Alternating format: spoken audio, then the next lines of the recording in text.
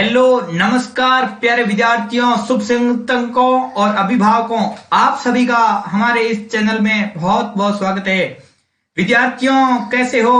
उम्मीद करता हूं आप अच्छे होंगे, हेल्दी होंगे और एकदम बिल्कुल स्वस्थ होंगे और बड़ी आसानी से घर पर बैठे भी ये वीडियो देख रहे होंगे। तो आपकी मांग पर प्रस्तुत है आज का वीडियो। कक्षा 10वीं का विज्ञान विषय का जो बोर्ड परीक्षा का पेपर हुआ है उसका सॉल्यूशन लेकर के मैं हाजिर हूं आज की इस कक्षा में। आप सभी अच्छे से ध्यान लगाकर इस पूरे वीडियो को देखिए और आपका पेपर का आंकलन जरूर कीजिए कि आपने कौन सा उत्तर सही लिखा है और कौन सा उत्तर गलत लिखा है। इस तरीके से अपने पेपर का आंकलन एक बार जरूर करें। तो विद्यार्थियों बिना देरी किए हुए चलते हैं अपने सीधे पेपर की ओर। प्रस्तुत है आपकी स्क्रीन पर, यहाँ पर आप देख रहे होंगे माध्यमिक शिक्षा बोर्ड परीक्षा, माध्यमिक परीक्षा 2023 सेकेंडरी एग्जामिनेशन। सब्जेक्ट कौन सा विद्यार्थियों? यहाँ पर विज्ञान यानी कि साइंस विषय का पेपर का सॉल्यूशन आपके सामने प्रेजेंट है स्क्रीन पर। यहाँ पर आपका 80 नंबर का पेपर था और 80 नंबर में से कौन कौन से पार्ट में पेपर आया है और क्या क्या पेपर में प्रश्न आए हैं, उन सभी की व्याख्या अपन यहाँ पर करने वाले हैं। तो चलिए विद्यार्थियों बिना देरी किए चलते हैं अगले क्वेश्चन पर और चलते हैं सीधे प्रश्न नंबर 1 पर। विद्यार्थियों आपके सामने भाग अ प्रस्तुत है। कौन सा? भाग अ, सेक्शन ए। यहाँ पर पहला जो प्रश्न आया है वो आपका ऑब्जेक्टिव टाइप का क्वेश्चन है। कौन सा विद्यार्थियों? ऑब्जेक्टिव। पहला प्रश्न यहाँ पर है, निम्नलिखित प्रश्नों के उत्तर का सही विकल्प चयन कर उत्तर पुस्तिका में लिखिए। यानी कि पहला क्वेश्चन है भाग 3 में आपके मोटे रूप से 3 क्वेश्चन है, उनमें उप क्वेश्चनों का विभाजन किया गया है। सबसे पहला क्वेश्चन है वो ऑब्जेक्टिव का आएगा, दूसरा प्रश्न है वो रिक्त स्थान का आएगा और तीसरा प्रश्न अति लघुरात्मक यानी कि एक लाइन में उत्तर लिखना वो आएगा। अब देखना विद्यार्थियों, आपको यहाँ पर आपको देखना है। चलो देखो पहला क्वेश्चन अपना क्या कह रहा है। यहाँ पर पहला क्वेश्चन कह रहा है विद्यार्थियों, यहाँ पर देखिए सेक्शन ए में पहला क्वेश्चन है कि वर्दी का संदमन करने वाले हार्मोन का उदाहरण, यानी कि कौन सा हार्मोन है जो वर्दी का संदमन करता है। तो विद्यार्थियों यहाँ पर इसका सही उत्तर होगा वो ऑप्शन नंबर 3 एब्सिसिक अम्ल है। वो यहाँ पर आपका एकदम एक्यूरेट उत्तर है। तो इसने आपने सही किया होगा। अगर सही किया है तो इसमें कमेंट जरूर करें विद्यार्थियों, बिल्कुल भी देरी ना करें, कमेंट करते जाएं। चलते हैं क्वेश्चन नंबर 2 पर। क्या है अपना क्वेश्चन नंबर 2? क्वेश्चन नंबर 2 क्या है? क्वेश्चन नंबर 2 अपना यहाँ पर प्रेजेंट है कि मस्तिष्क का कौन सा भाग शरीर की संस्थिति एवं संतुलन के लिए उत्तरदायी है। यानी कि which part of brain is responsible for maintaining the posture and the balance of body. यानी कि बॉडी के बैलेंस के लिए कौन सा पार्ट है मस्तिष्क का जो उत्तरदायी है। तो विद्यार्थियों यहाँ पर आपका एकदम एक्यूरेट ऑप्शन नंबर 3 अनुमस्तिष्क यानी कि जो सेरिबेलम है, ये आपका एकदम करेक्ट उत्तर है। कौन सा विद्यार्थियों? सेरिबेलम। कौन सा है? ऑप्शन नंबर सेरिबेलम है, वो आपका एकदम विद्यार्थियों करेक्ट आंसर है। चलते हैं नेक्स्ट क्वेश्चन की ओर। क्वेश्चन नंबर 3 क्या है विद्यार्थियों? देखो क्वेश्चन नंबर ये रहा 3, RRYY जीनी संरचना का बाह्य लक्षण होगा। यानी कि आपको जीनी संरचना का साफ मतलब है, यहाँ पर इंग्लिश वर्जन भी आपने देखा होगा, जीनोटाइप। यानी कि आपको जो जीनोटाइप दे रखा है उसका लक्षण कौन सा है। तो विद्यार्थियों ध्यान देना, यहाँ पर ऑप्शन नंबर 3 ऑप्शन है आपका गोल और पीला यानी कि राउंड और येलो जो आपका ऑप्शन नंबर 3 है वो इस क्वेश्चन का एकदम एक्यूरेट आंसर है। कौन सा? Option number 3। चलते हैं नेक्स्ट क्वेश्चन की ओर विद्यार्थियों। अगला क्वेश्चन क्या कह रहा है? क्वेश्चन नंबर 4 आपकी स्क्रीन पर प्रेजेंट है। जल्दी से कमेंट करें कि आपने इस प्रश्न का उत्तर क्या लिखा है विद्यार्थियों। क्वेश्चन नंबर 4 क्या कह रहा है? क्वेश्चन नंबर 4 कह रहा है कि ऊर्जा के नवीकरणीय स्रोत का उदाहरण बताना है। यानी कि ऊर्जा का जो नवीकरणीय स्रोत है, रिन्यूएबल सोर्स कौन सा है एनर्जी का, किसका? एनर्जी का।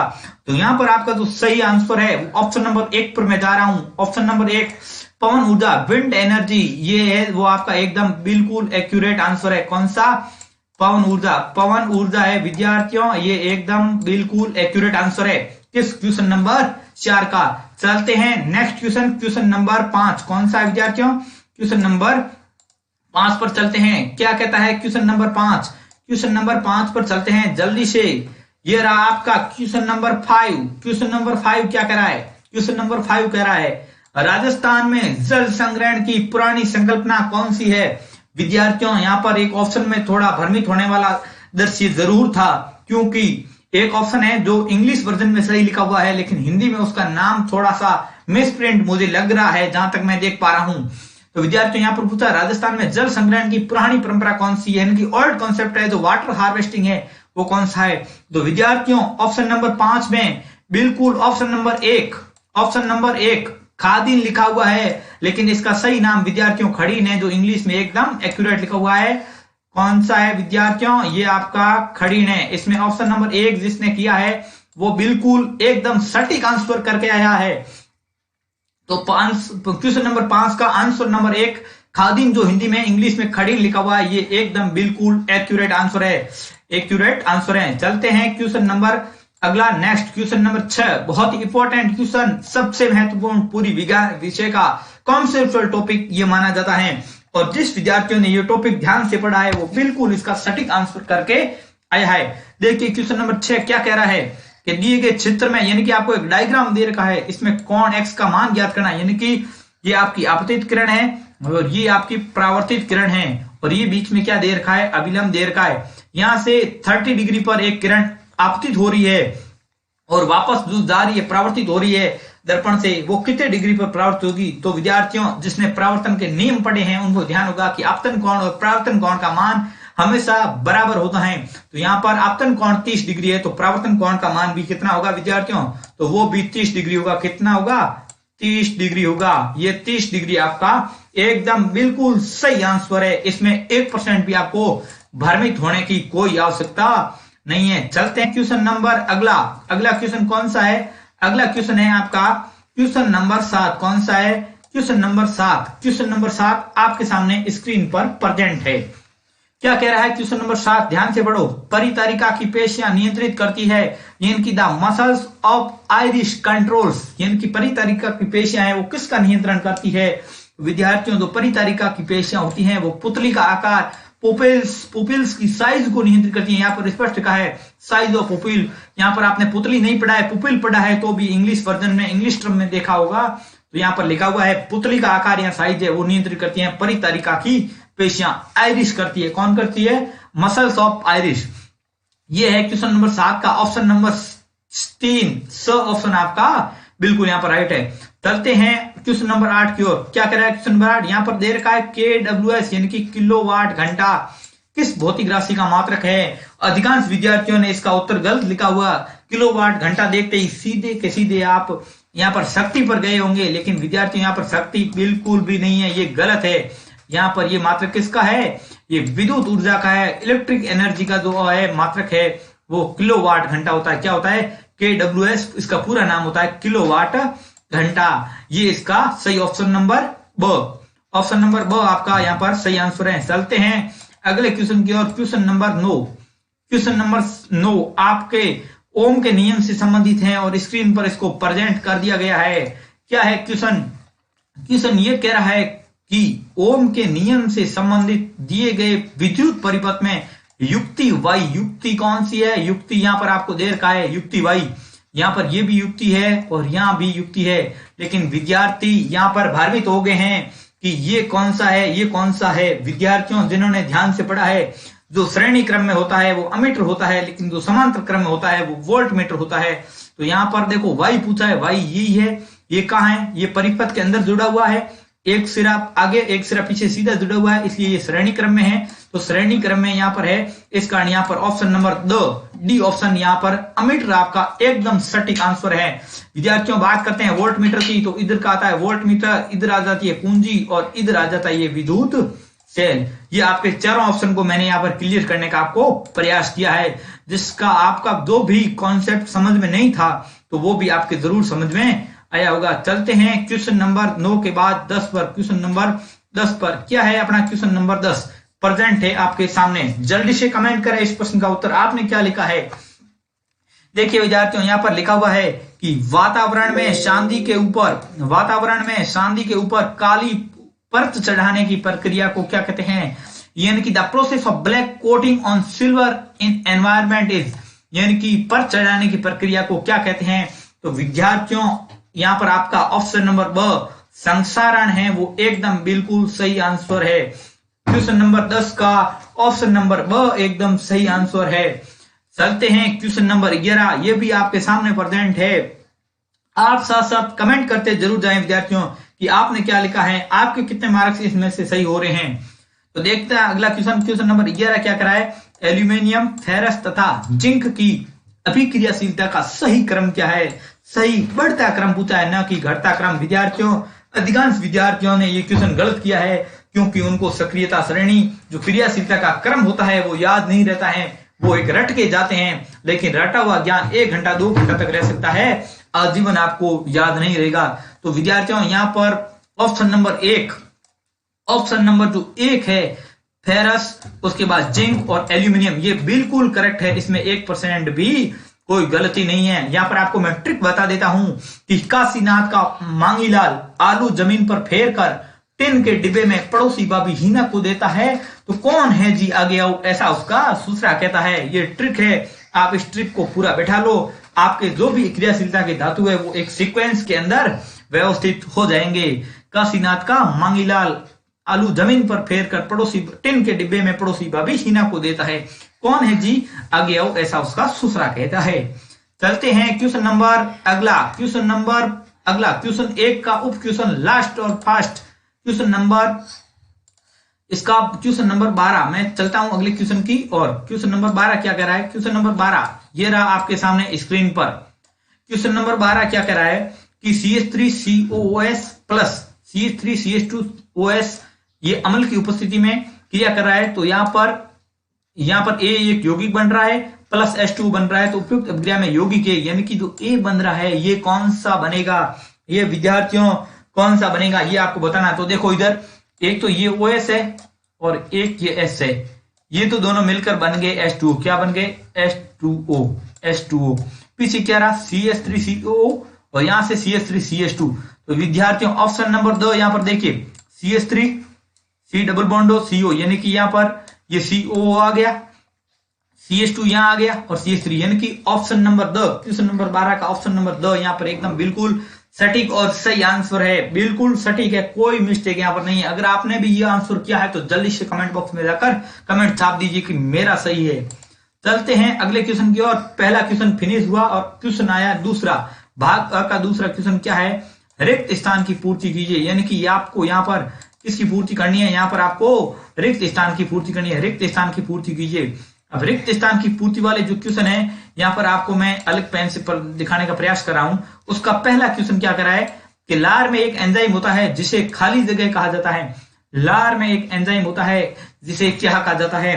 तो विद्यार्थियों, जो लार में एंजाइम होता है उसे एमाइलेज बोलते हैं। क्या बोलते हैं, एमाइलेज। एमाइलेज या उसको टाइलिन भी बोलते हैं। क्या बोलते हैं, एमाइलेज या इसको टाइलिन भी बोलते हैं। क्या बोलते हैं, टाइलिन। इसको टाइलिन भी बोला जाता है। प्रश्न नंबर 1 हो गया। क्वेश्चन नंबर 2 क्या कह रहा है कि कायिक प्रवर्धन का लाभ यह है कि इस प्रकार उत्पन्न सभी पौधे आनुवंशिक रूप से जनक पौधे के खाली जगह होते हैं। यानी कि इस खाली जगह में आपको लिखना है क्या होते हैं। तो विद्यार्थियों यहाँ पर आपका आएगा वो क्या आएगा, यहाँ होते हैं वो होते हैं समान। क्या होते हैं, समान, एक जैसे होते हैं। यानी कि जनक पौधे के क्या होते हैं, समान होते हैं। तो ऑप्शन नंबर क्वेश्चन नंबर 2 में खाली जगह में आपका क्या आएगा, यहाँ पर आपका आएगा चलते हैं अगले क्वेश्चन की ओर। अगला क्वेश्चन क्या है, इसी का अगला क्वेश्चन है। अगला क्वेश्चन क्या कह रहा है, अगला क्वेश्चन ये कह रहा है कि पदार्थ जो जैविक प्रक्रम द्वारा अपघटित हो जाते हैं क्या कहलाते हैं। यानी कि जो पदार्थ अपघटित हो जाते हैं जैव प्रक्रमों के द्वारा उन्हें बोलते हैं जैव निम्नीकरणीय। क्या बोलते हैं विद्यार्थियों, उनको बोलते हैं जैव निम्नीकरणीय, उनको बोलते हैं जैव निम्नीकरणीय। हालांकि यहाँ पर आपको लैंग्वेज लिखी हुई समझ में नहीं आ रही है, तो जो मैं वॉइस से बोल रहा हूं उसको भी आप समझने का प्रयास करें। ऑप्शन नंबर 3 में कौन सा है, जैव निम्नीकरणीय। चलते हैं अगला क्वेश्चन नंबर 4 क्या कराए कि चुंबक के सजातीय ध्रुवों में खाली जगह होता है। यानी कि खाली जगह में बताना है कि चुंबक के समान ध्रुव होते हैं उनमें क्या होता है। तो विद्यार्थियों, समान ध्रुवों में हमेशा और हमेशा क्या होता है, प्रतिकर्षण। क्या होता है, प्रतिकर्षण। यहाँ पर समान ध्रुवों में प्रतिकर्षण होता है। क्या होता है, प्रतिकर्षण। ये आपका क्वेश्चन नंबर 4 यहाँ पर कंप्लीट हो गया। अगला क्वेश्चन क्या कह रहा है, क्वेश्चन नंबर 5 कह रहा है कि सिरका में उपस्थित अम्ल का रासायनिक नाम, यानी कि सिरका या विनेगर में जो एसिड उपस्थित होता है उसका केमिकल नाम क्या है? केमिकल नाम आपको बताना है। तो सिरके में होता है विद्यार्थियों एसिटिक अम्ल। क्या होता है विद्यार्थियों? एसिटिक अम्ल, जिसको एथेनोइक अम्ल भी बोला जाता है। एसिटिक अम्ल क्या बोलते हैं? एसिटिक अम्ल, ये होता है एसिटिक अम्ल। एसिटिक अम्ल यहां पर मैंने आपको लिख दिया है। और क्वेश्चन नंबर 2 का अंतिम क्वेश्चन क्वेश्चन नंबर 6, ये विद्यार्थियों अधिकांश शिक्षकों और यूट्यूबर ने भी जल्दबाजी में पेपर सॉल्यूशन करवाया है और वहां पर इसका उत्तर गलत बताया है। लेकिन यहाँ पर आपको मैं विद प्रूफ बताऊंगा कि कौन कौन से तत्व हैं और उसकी संख्या कितनी है, उनका भी मैं बताने का प्रयास करूंगा। आधुनिक आवर्त सारणी के तीसरे आवर्त में, कौन से आवर्त में पूछ रहा है? तीसरे आवर्त में उपस्थित तत्वों की संख्या कितनी है? तो विद्यार्थियों उसका उत्तर 8 आएगा, ना कि 18। 18 नहीं आएगा। अधिकांश शिक्षकों ने यहाँ पर वो इलेक्ट्रॉन भरने का क्रम बता दिया कि तीसरे आवर्त में कितने आते हैं, उन्होंने 2n स्क्वायर लगाया, वो बिल्कुल गलत है। यहाँ आपका एक्यूरेट है 8 उत्तर है। 8 कौन कौन से हैं तो नाम भी मैं बता लेता हूं, आप नोट करना चाहे तो नोट कर सकते हैं। Sodium, magnesium, aluminium, silicon, phosphorus, sulphur, chlorine और आर्गन, ये तत्व हैं। वो तत्व तीसरे आवर्त के हैं। वो कौन से आवर्त के हैं? वो तीसरे आवर्त हैं। इसी के साथ क्वेश्चन नंबर 2 के जो 6 उप क्वेश्चन थे वो यहाँ पर विद्यार्थियों पूरे हो जाते हैं। और चलते हैं नेक्स्ट क्वेश्चन की ओर। क्वेश्चन नंबर 3 आपके सामने प्रेजेंट है। ये क्वेश्चन नंबर 3 क्या कह रहा है? देखिए क्वेश्चन नंबर 3 की ओर। क्वेश्चन नंबर 3 कह रहा है अति लघुत्तरात्मक प्रश्न है, प्रश्नों का उत्तर एक शब्द या एक पंक्ति, यानी कि आप शॉर्ट में देना चाहें, कोई प्रश्न ऐसा है जिसका संक्षिप्त उत्तर है तो एक शब्द में दे सकते हैं, नहीं तो एक लाइन में आपका उसको उत्तर देना है। और उसका पहला क्वेश्चन ये रहा आपके सामने कि हार्मोन की क्रिया को कौन सी क्रियाविधि नियंत्रित करती है? Which mechanism regulates the action of A hormone? तो हार्मोन की क्रिया को जो नियंत्रित करता है उसका उत्तर आएगा पुनर्भरण। क्या आएगा? पुनर्भरण।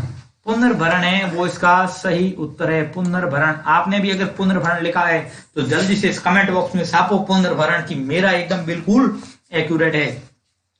क्वेश्चन नंबर 2 कह रहा है कि बहुविखंडन या बहुखंडन प्रदर्शित करने वाले एक जीव का नाम, यानी कि ऑर्गेनिज्म दैट एक्सहेलिप मल्टीपल फिजन की यहाँ पर बात आती है। तो यहाँ पर इसका उत्तर क्या होगा विद्यार्थियों? तो यहाँ पर आप प्लाज्मोडियम लिख सकते हैं, स्पोरोजोआ लिख सकते हैं या शैवाल भी लिख सकते हैं। मैन आप लिखना चाहें तो प्लाज्मोडियम भी आप यहाँ पर लिख सकते हैं। क्या लिख सकते हैं?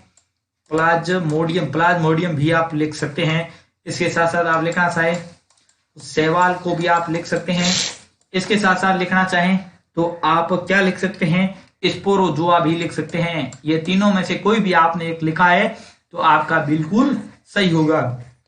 क्वेश्चन नंबर 3 क्या कह रहा है कि जीवाश्म ईंधन के उपयोग से होने वाले एक हानि लिखिए, यानी कि जीवाश्म ईंधन के उपयोग से क्या क्या हानि होती है, कोई एक हानि बतानी है। तो आप यहाँ पर बता सकते हैं कि जीवाश्म ईंधनों के उपयोग से वायु प्रदूषण हो सकता है, पर्यावरण प्रदूषण हो सकता है, ये इनके भंडार सीमित होते हैं, इसलिए इनके भंडार बिल्कुल सीमित है और ये नवीकरण होने में भी ज्यादा समय लेते हैं। इस उपयोग से, इस दृष्टि से देखा जाए तो जीवाश्म ईंधन ज्यादा उपयोग नहीं है। ये जीवाश्म ईंधनों की एक हानियां हो सकती है। इसके अलावा भी आपने कोई से संबंधित लिखा है तो वो भी आपका सही हो सकता है। ये आपका क्वेश्चन नंबर 3 का तीसरा क्वेश्चन था। कौन सा था? क्वेश्चन नंबर 3 का तीसरा क्वेश्चन। चलते हैं नेक्स्ट क्वेश्चन की ओर। नेक्स्ट क्वेश्चन कौन सा है? क्वेश्चन नंबर 4 आपके सामने है स्क्रीन पर प्रेजेंट। जल्दी से दीजिए उत्तर। पारितंत्र के अजैव घटक का उदाहरण दीजिए। अजैव घटक का उदाहरण दीजिए। अजैव घटक की बात करें तो यहाँ पर जैसे आप नमी हो सकती है, तापमान हो सकता है, वायु हो सकती है, इसके साथ पॉलीथीन वगैरह भी ऐसे अजैविक घटकों के उदाहरण भी आपको देखने को मिल सकते हैं। तो क्वेश्चन नंबर 4 भी आपको यहाँ पर क्लियर हो गया होगा। बहुत ही वेरी इंपॉर्टेंट क्वेश्चन नंबर बहुत ही इंपॉर्टेंट, जो पूरे मुंह से पूरे नंबर लाने की क्षमता रखते हैं उनके लिए ये क्वेश्चन बहुत इंपॉर्टेंट था। जिन्होंने इस प्रश्न में मात नहीं खाया है वो प्रश्न में से वो पूरे में से पूरे नंबर लाने के चांस रखता है। विद्यार्थियों यहाँ पर 2 भौतिक राशियां दे रखी है, एक P बराबर 5 ओम एंड Q बराबर 8 10 की घात -4 ओम इंटू मीटर। विद्यार्थियों ध्यान रखना यहाँ पर इसने स्पष्ट राशियां नहीं दी है कि कौन कौन सी है।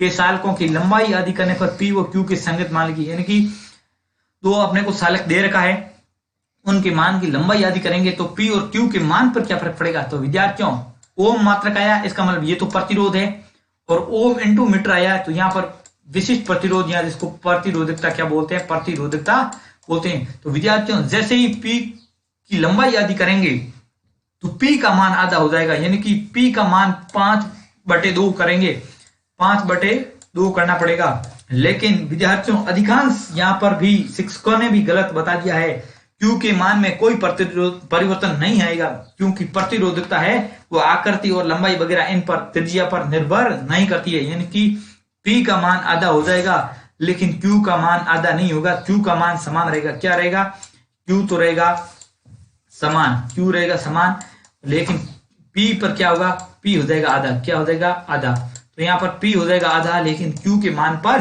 कोई परिवर्तन नहीं आएगा, जितना है उतना ही रहेगा। अगला चलते हैं क्वेश्चन नंबर 6। क्वेश्चन नंबर 6 क्या कह रहा है, क्वेश्चन नंबर 6 ये कह रहा है कि दो चुंबकीय क्षेत्र रेखाएं एक दूसरे को प्रतिच्छेद, यानी कि एक दूसरे को काटती क्यों नहीं है, क्यों नहीं काटती है। विद्यार्थियों देखो इधर मैं प्रयास कर रहा हूं आपको बताने का, जैसे ये दो चुंबकीय क्षेत्र रेखाएं हैं और यहाँ पर ये एक दूसरे को प्रतिच्छेद कर रही है, माना यहाँ पर ये प्रतिच्छेद कर रही है, क्योंकि चुंबकीय छुई होती है वो सदैव एक ही दिशा की ओर संकेत करती है। किस दिशा की ओर, एक ही दिशा की ओर संकेत करते हैं। यदि दो चुंबकीय क्षेत्र रेखाएं एक दूसरे को प्रतिच्छेद करेगी तो क्या होगा, इसका अर्थ ये होता है कि प्रतिच्छेद बिंदु पर चुंबकीय क्षेत्र की भी दो दिशाएं होनी चाहिए। क्या होनी चाहिए, दो दिशाएं होनी चाहिए। और दिक् सूचक सुई ने दो दिशाओं को संकेत किया है, जो कि संभव नहीं है। इस कारण चुंबकीय क्षेत्र रेखाएं होती हैं वो एक दूसरे को प्रतिच्छेद नहीं करती हैं।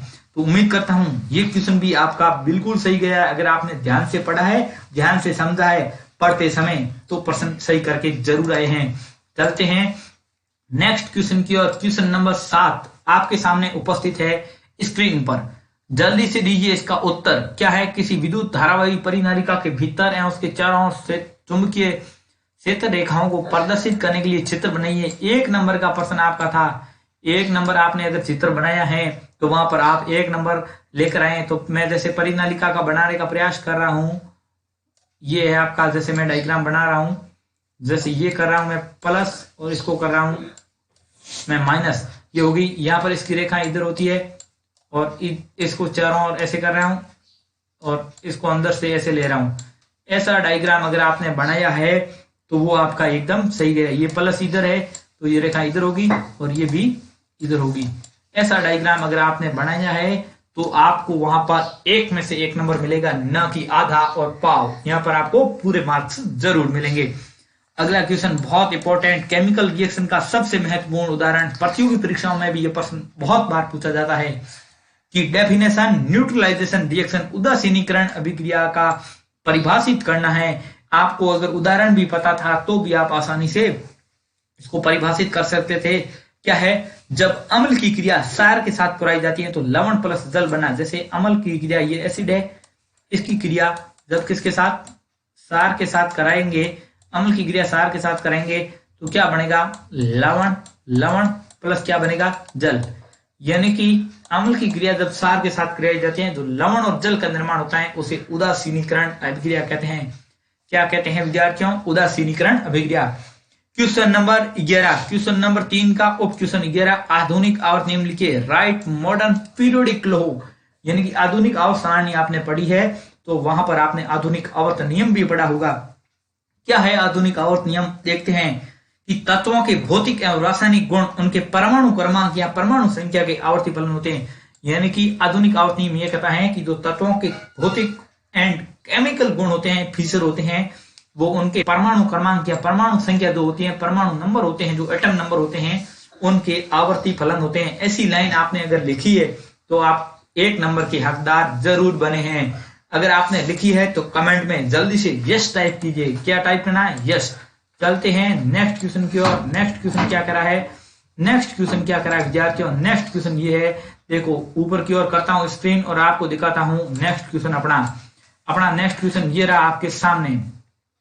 अपना क्वेश्चन क्या करा है कि CuO copper oxide plus hydrogen की क्रिया कराई है और कॉपर प्लस जल बन रहा है। उपरोक्त अभिक्रिया में अपचयित होने वाले अभिकारक, यानी कि किसका अपचयन हो रहा है, उस अभिकारक का नाम लिखना है। तो विद्यार्थियों ध्यान देना, यहाँ पर कॉपर ऑक्साइड है, कॉपर ऑक्साइड किस में बदल रहा है, कॉपर में। तो यहाँ पर क्या हो रहा है, ऑक्सीजन का त्याग हो रहा है। जिसमें ऑक्सीजन का उत्सर्जन होता है, त्याग होता है, वो क्या कहलाता है, अपचयन। तो यहाँ पर अपचयन किसका हो रहा है, तो कॉपर ऑक्साइड का किसका हो रहा है, तो यहाँ आपको लिखना है कॉपर ऑक्साइड, कॉपर ऑक्साइड है, कॉपर ऑक्साइड का अपचयन हो रहा है। और इंपॉर्टेंट ये प्रश्न तो मैं सोच रहा हूं अगर आपने विज्ञान विषय पढ़ी है और ये क्वेश्चन आप गलत करके आए हैं तो आपका विज्ञान पढ़ना भी व्यर्थ है। क्वेश्चन नंबर 11, आयोडीन, हीरा और सोडियम में सबसे कठोर आपने विज्ञान पढ़ी है तो आपने जरूर सुना होगा कि प्रकृति में सबसे कठोर पदार्थ कौन सा है, तो वहां पर आपने हीरा जरूर सुना होगा।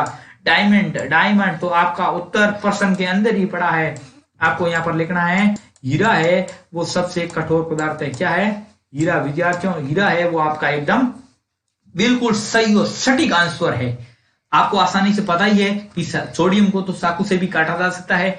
और अपना आज के इस कक्षा का अंतिम क्वेश्चन, ऑब्जेक्टिव भाग अ का अंतिम क्वेश्चन है वो है कि मीथेन की इलेक्ट्रॉन बिंदु संरचना को चित्रित कीजिए। ये प्रश्न भी विद्यार्थियों बहुत बार बोर्ड परीक्षा में आया है। सेम क्वेश्चन को रिपीट किया जाए, draw electron dot structure of methane की इलेक्ट्रॉन बिंदु संरचना बतानी है। तो विद्यार्थियों आपको पता है कि मेथेन का सूत्र क्या होता है, मेथेन का सूत्र होता है CH4। क्या होता है, CH4। देखो इसको मैं आपको बैक करके बताता हूं। जैसे यहाँ आपको संरचना बनानी है तो मैं आपको यहाँ पर पूरी संरचना बता रहा हूं। जैसे यहाँ पर आपको सबसे पहले क्या लिखना है, यहाँ पर केंद्र में बनाना है C कार्बन, और यहाँ पर 4 हाइड्रोजन होते हैं। ये एक हाइड्रोजन, दूसरा हाइड्रोजन, तीसरा हाइड्रोजन और ये चौथा हाइड्रोजन। 4 हाइड्रोजन हो गए। अब इनको एक एक हाइड्रोजन का लिख दिया, इस हाइड्रोजन का हो गया, इस हाइड्रोजन का हो गया और इस हाइड्रोजन का भी हो गया। 4 हाइड्रोजन जुड़ गए। अब कार्बन की संयुक्तता पूरी करनी है तो कार्बन का 1 2 3 और 4। अब ये इसका हो गया, ये इसका हो गया, ये इसका हाइड्रोजन का हो गया, ये इसका हो गया, 4 हो गया। और ये 8 को लेंगे तो कार्बन अपना संयुक्तता यहाँ पर पूरी कर रहा है, यानी कि ये आपकी बनेगी मेथेन की इलेक्ट्रॉन बिंदु संरचना, structure of methane electrode dot बनेगा। तो विद्यार्थियों ये थे आज के अपन विज्ञान विषय कक्षा बोर्ड परीक्षा कक्षा 10वीं 2023 का पेपर का भाग जो आपको समझने में, जो आपको उत्तर पाने में बिल्कुल लालायित कर रहा था, उन सारे प्रश्नों का उत्तर हमने इस वीडियो में देने का प्रयास किया है। अगर विद्यार्थियों आपको ये कक्षा इंटरेस्टिंग लगी है तो विद्यार्थियों वीडियो को अधिक से अधिक लाइक करें, शेयर करें, कमेंट जरूर करें कि आपके इस प्रश्नों में कितने नंबर आ रहे हैं। और अगर चैनल पर पहली बार विजिट कर रहे हैं तो चैनल को जरूर से जरूर सब्सक्राइब करें और पास में दिए गए नोटिफिकेशन बेल को ऑन करके ऑल नोटिफिकेशन को ऑन जरूर कर लें, क्योंकि अति शीघ्र इस चैनल पर वापस से कक्षाएं शुरू होने जा रही है। उन कक्षाओं को भी आप जरूर अटेंड करें और ज्ञान को पुष्ट करते जाएं। इसी के साथ आज का वीडियो मैं यहीं पर समाप्त करने की कोशिश करूंगा, क्योंकि ज्यादा वीडियो लंबा होगा तो फिर कोई वीडियो का फायदा नहीं है। आपकी जो ज्ञान की क्षमता थी वो आपको मैंने देने का प्रयास किया है। इसी के साथ आज का वीडियो यहीं पर समाप्त करते हैं। जय हिंद, जय भारत, धन्यवाद।